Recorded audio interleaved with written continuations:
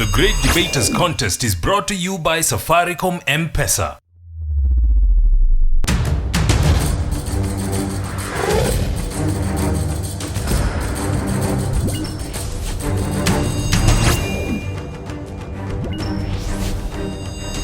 The Great Debaters Contest 2016 registration is now open. Teachers or school administrations should register on www.greatdebaterscontest.com/register.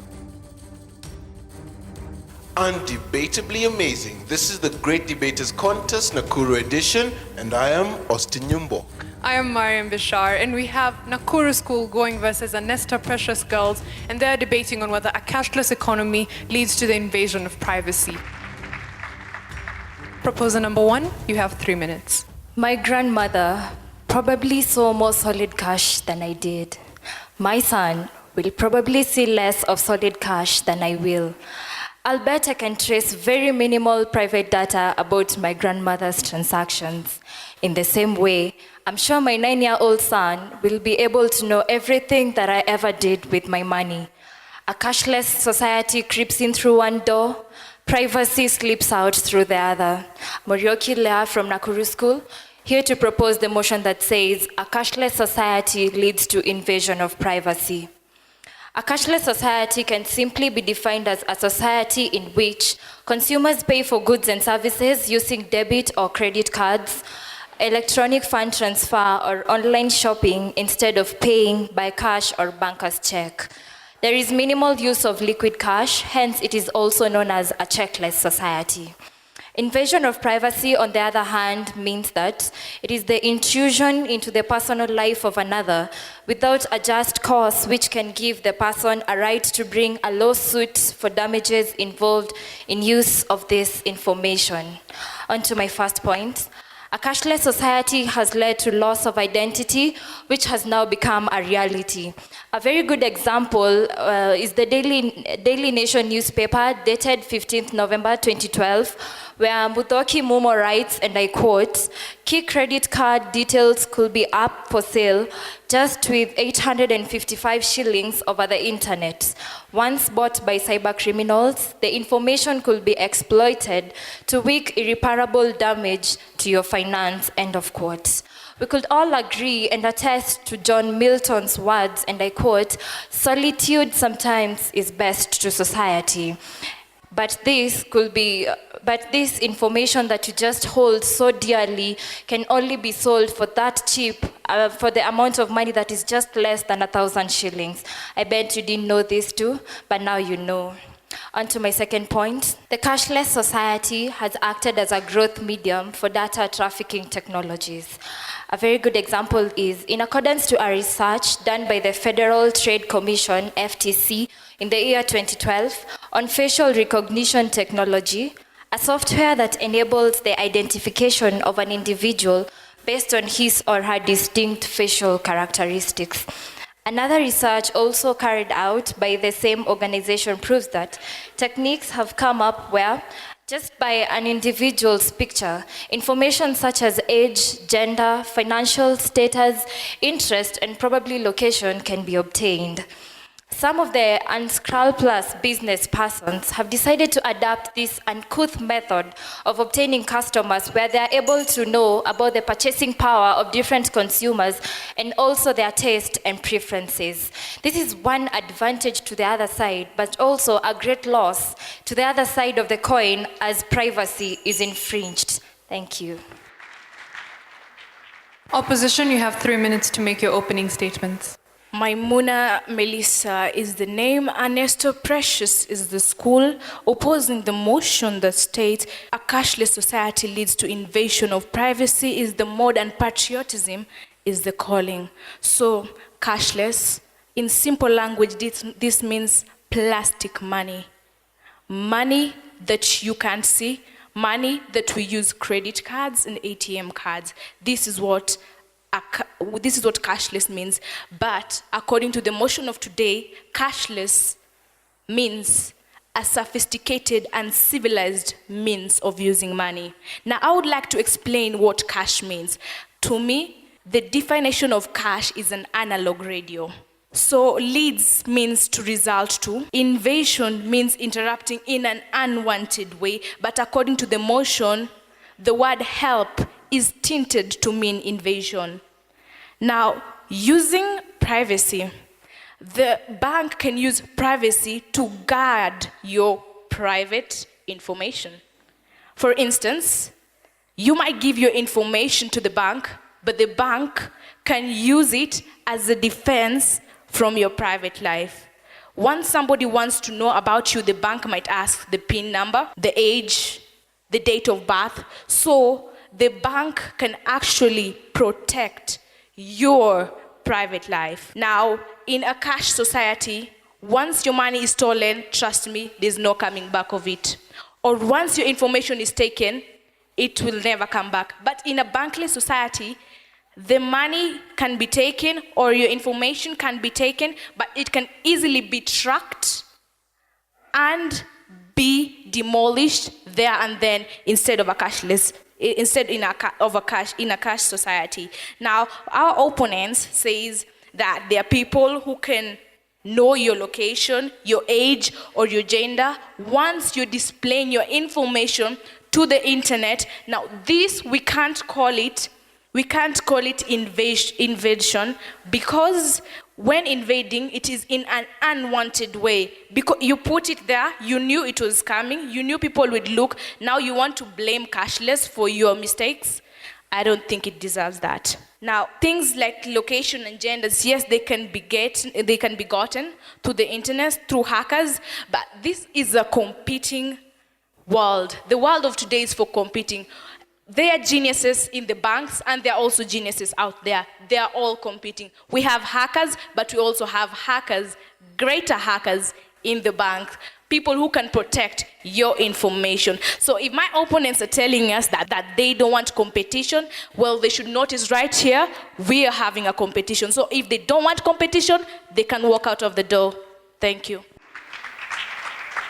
We'll hear rebuttals now. Proposition, you have 3 minutes to make your case. All human beings have 3 lives: a public life, a private life, and a secret life. Gabriel Garcia.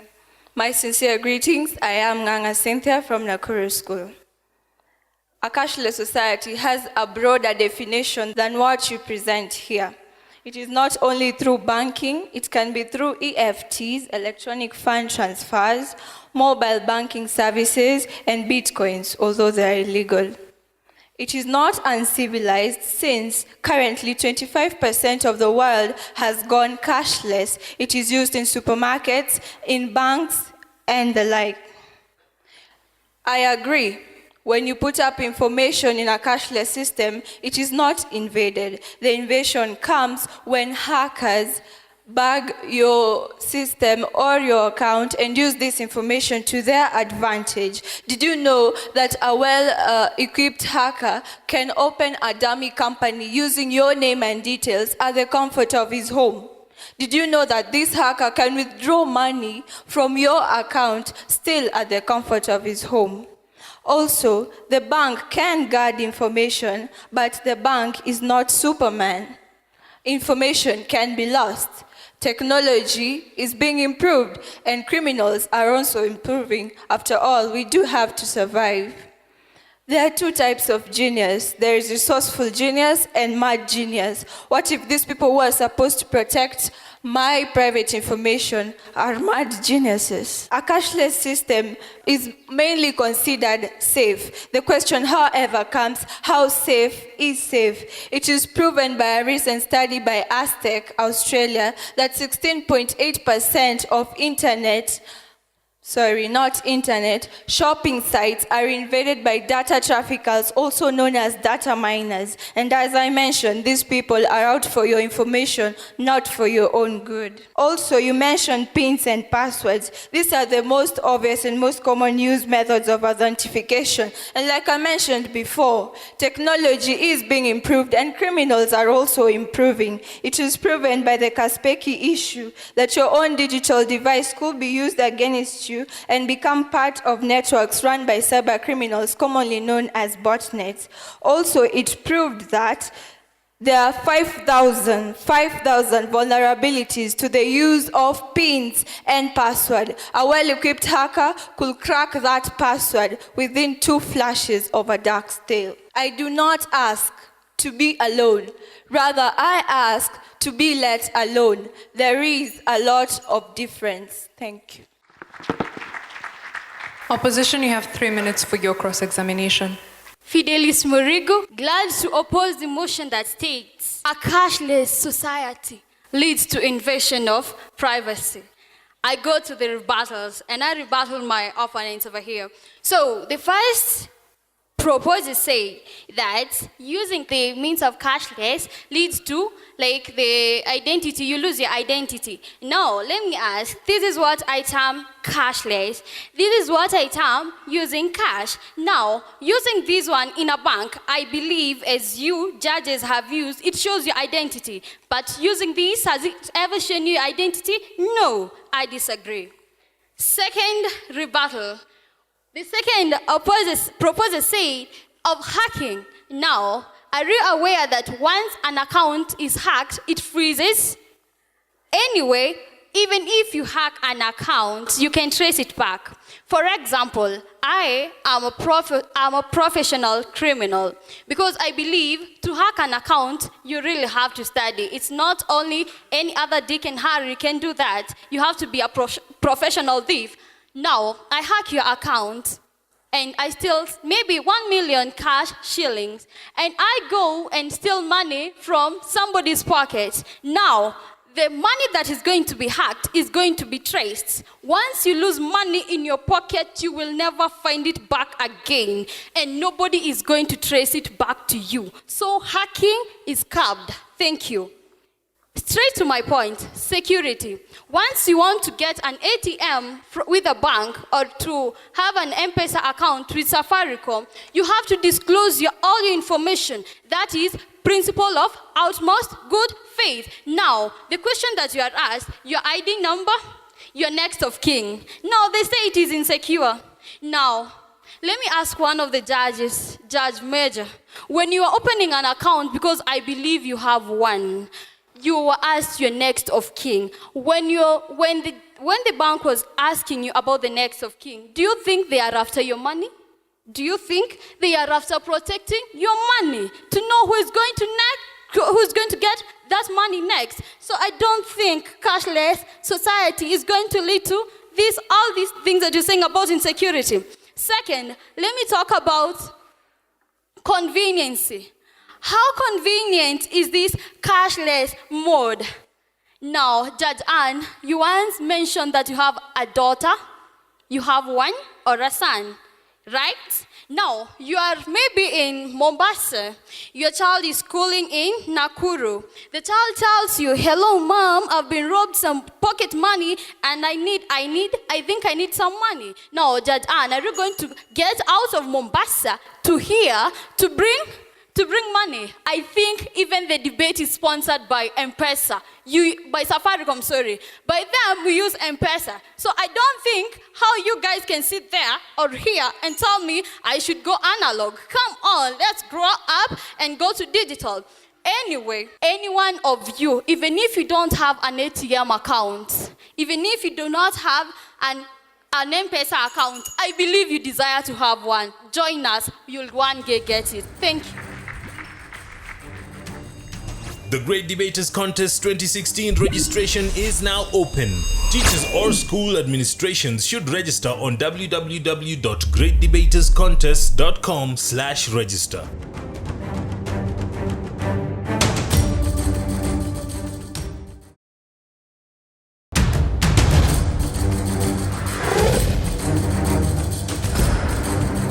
The Great Debaters Contest 2016 registration is now open. Teachers or school administrations should register on www.greatdebaterscontest.com/register. The proposers have been asked, with technology such as magnetic strips, isn't it harder to hack or breach data from credit cards and debit cards? And the opposition have been asked, do they not feel that the use of cashless systems will widen the gap between the rich and the poor, especially because poor or lower income people may not know how to use cashless systems? We'll have them respond now. Proposer number 3, you have 3 minutes. A very good evening to you all. I'm Anne Mwangi from Nakuru School, proposing the motion that states a cashless society has led to the invasion of privacy. In response to the question posed by the audience, don't you think it will be hard for privacy to be breached from debit and credit cards, since signatures and data are stored in a magnetic strip only read through a special light?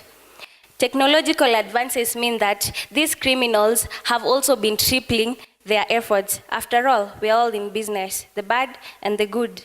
According to the BRC yearbook in 2005, criminal hackers and cyber criminals have been successful in making copies of the data stored in magnetic strips of debit and credit cards, as well as forging of signatures in order to commit a fraud.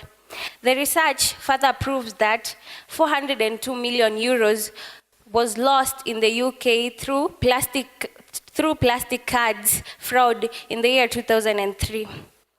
And to my first point, okay, I love John Milton because we have the same line of thought, solitude. There have been many cases of online payment theft. An example of how this is accomplished involves a third party who has access of a private key to a victim's credit payment address or of an online wallet. If the private key is stolen, then the payments from the compromised address can be transferred. In this case, the network does not have any provisions in identifying the culprit, blockading any further transactions, or even returning them to the legitimate owners. A cashless society can only be implemented by the government, since it's the only organization that prints and controls supply of cash in a society. This enables the government to monitor purchases, spending habits, and also top-ranked businesses, thus giving an upper hand to the matters private. You know, the real danger here is to have your hand watching over every financial move that you make. I don't know about you, but I perceive that to be left alone is one of the most precious things one can ask of this modern world. As we speak, someone citing from Balance and Bandits 2009 is currently earning a salary from invading your privacy. Bitcoin, a currently illegal cashless system in countries including Kenya and US, pays its operators not on the basis of how many users they enroll, but on the basis of how much information they collect on an individual's financial movement and manners. So watch your step. Thank you. Opposition, you have 3 minutes to respond. From the springs of reality, the majority always go for what is good, and not what is good is done by the majority. Stacey Wangoi from the Annester Girls High School. And I'll first start by answering the question asked by Lorna from Marymount, the wonderful girl in blue. And she asked us that, by using cashless society, aren't we increasing the gap between the rich and the poor? What about those who are illiterate about it? Lorna, I would like to answer your question. I'll just give you an example of my grandma, who lives in Bungoma, in the interior of Bungoma, called Wacheka. She uses M-Pesa, and as I'm sure of it, it's a cashless. Yeah? So when you tell me about illiterate, and I'm very sure there are M-Pesas all around, and I'm very sure everyone uses a phone. And when there's M-Pesa, they train to use how you open a bank account and everything in the M-Pesa. Other than that, when you're looking at the negative side of this, look at the positive side of cashless. It leads to invasion of privacy, you say. But today I bring you the truth, and the truth is all you want to hear. It leads to increase of money supply. Our opponent gave an example of UK. They were stolen 2 million, and they were using cashless. But if they were not using cashless, they would have lost more money. And let me give an example of New Zealand. This was found in the research in smiled.com. New Zealand, it has a circulation of a currency of about $4.4 billion. per year. And 3.8 of these $1 billion is in cash and is lost and traceable where it goes. But perhaps this money was put in banks, perhaps used as cashless. It would have earned them a 1.8% GPD. Isn't this increasing the supply of money in a country? You're just looking at your privacy. Look at the bigger bulkage in this thing. First of all, my colleague said about the conveniencing. Okay then, let's all run, hide money under our beds. Will you do that? Judge Major, will you do that? Why do you have a bank account then? Ask yourself that. If you're saying we go back, okay, we use cash. Everyone here, go hide money under your bed, hide them. And then, well indeed, even it's barbaric. How can I hide $1 million under my bed? Seriously. That's why you have those bank accounts. They ensure you of the security of everything that you need. Just find it in cashless. And we welcome you to a side to support the cashless digital world. Thank you.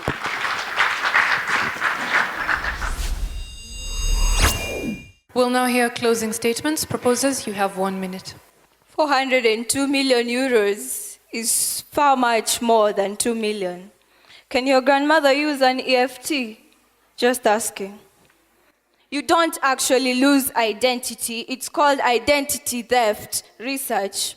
Cyber criminals are like any other entrepreneurs. They see an opportunity and they grab it with both hands. They have the knowledge, they have the skills, they have the techniques, they have the equipment. They only need raw material. What is this raw material? The private information you give out to the cashless systems you confer to. These criminals have shelves that are constantly packed with card security codes, full names, addresses of unsuspecting citizens. Information you so-called private is sold very cheap online. The criminals even have an advertising and marketing site on social media. It is telling how daring these cyber criminals are. The fact that they sell private information for so cheap means that they are confident they will all have a steady supply of their product. And their product, mind you, is your private information. I'm not comfortable when someone has information on how I use my money, when I use my money, how frequently I use my money, and where I choose to use it. Now, if you do not consider this information private, I'd like to sit down and listen to your definition of the word. Thank you.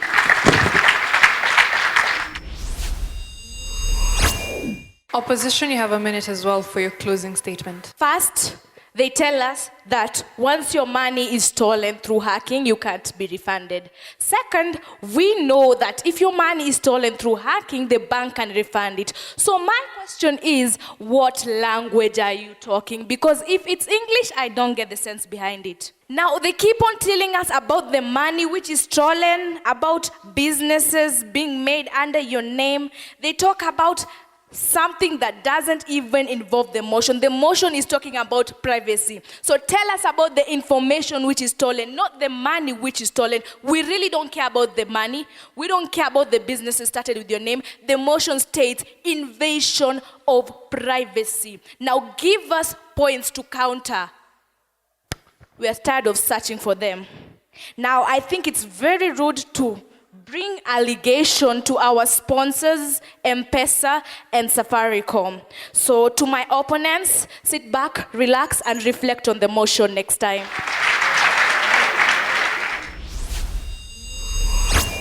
Maimuna, very good speaker, very good start for your team, and that in itself is a character that is needed for you to start over your team. However, I felt like you needed to address a few things more with much more details, like when you say that banks have even super hackers within themselves. I hope that you will demystify to us so that now we can really understand and really say, you know what, there is no privacy invaded by this. Fidelis, good rebuttals. I think I really felt you, with AIDS when you came over to tell us this is money, this is the card. When you said that you can never trace real hard cash, lost, that was real, because once gone is gone, Stacy, you did well as well. However, I felt like the answer that you gave was quite vague, when you came and told us that, the grandmother, because maybe, also uses M-Pesa. You didn't exactly answer the question. I thought a safer way of answering such a question would be, they have siblings, they have kids, they were educated in those villages, or even the shops that they go are of trusted people within. So they would not be able to get into a situation where they have been cheated. So I think you should have answered that well. Let me say, a team of 3 well-read ladies. Serious. When I look at you, you look very serious. Again, the issues that you raise are very serious. Wamuyu, Cynthia, and Anne, that was a beautiful lesson. And if I was to rate it, I'll simply say better than good. Wamuyu, I love the way you started. Perfect use of generations and how it impacts society. Excellent content analysis and synthesis, basically good. It was awesome presentation. Cynthia, there is something you do to me when you mention some serious writers, private life, public life, secret life, made reference to Gabriel Garcia. I guess it's Gabriel Garcia Marquez, the author of 100 Years of Solitude. Awesome. 2 types of genius, resourceful genius, mad genius, beautiful. And I love the way you incorporate it into the motion. And I love this guy, John Milton. I hope it's the same John Milton that I know, author of Paradise Lost. I mean, and you say you have the same train of thought with him. I want to assume I also have the same train of thought with you. I want to say something to you girls. It was a beautiful way of executing the content, beautiful way of analyzing issues. And at one point, I believe this thing is actually invading my privacy, and I should not. Cashless society leads to invasion of privacy. You convinced me. Beautiful submission, awesome debaters. That was commendable job. Annester Precious, you have 70%. Please give them a round of applause. Nakuru School, you have 76%, making you the winners of this debate. Congratulations to Nakuru School and to Annester Precious. Waterfalls, but it keeps flowing. We'd like to thank you, members of the audience, and urge you to follow us on Twitter at Great Debaters EA and our viewers back home. Please check our social media. I am Austin Nyumbok. And I am Mariam Bishar. Thank you for watching. The Great Debaters Contest 2016 registration is now open. Teachers or school administrations should register on www.greatdebaterscontest.com/register.